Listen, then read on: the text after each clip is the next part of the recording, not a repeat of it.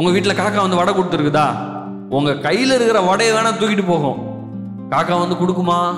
கொடுக்கவே செய்யாது. ஆனா எலியா தீர்க்கதரிசிக்கு எங்க போய் இந்த காக்கா எடுத்துட்டு வந்துச்சோ தெரியல, கறி எடுத்துட்டு வந்து கொடுக்குது. எலியாக்கு கொடுக்காத காக்கா கூட உங்க வாழ்க்கையில காசு கொடுக்கும்.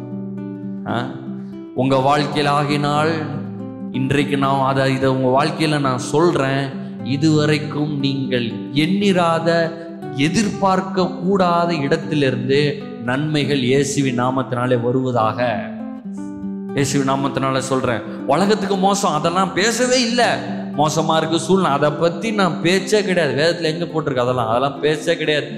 எல்லா மோசமான நிலைமைகளையும் கடவுளை நம்பினவர்கள் சிறப்பாக வாழ்ந்தார்கள். ஆபிரகாம் சரி, ஈசாக்கு சரி, யாக்கோபு சரி, யோசேப்பு சரி, எல்லாம் பஞ்சகாலம். உலகத்துல மோசமான நிலைமை.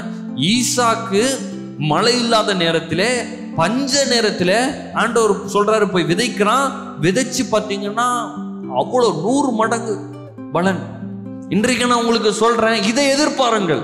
உங்க வாழ்க்கையில இல்லாமையே யோசிக்காதுங்க. நம்ம பாருங்க, இந்த நியூஸ், அப்புறம் உலகத்துல நம்ம ஃப்ரெண்ட்ஸ், இந்த வாட்ஸ்அப்பு, ஃபேஸ்புக்கு, இதெல்லாம் வந்து இப்போ நம்மளுக்கு ரொம்ப நிறைய இன்ஃபர்மேஷன் தருது.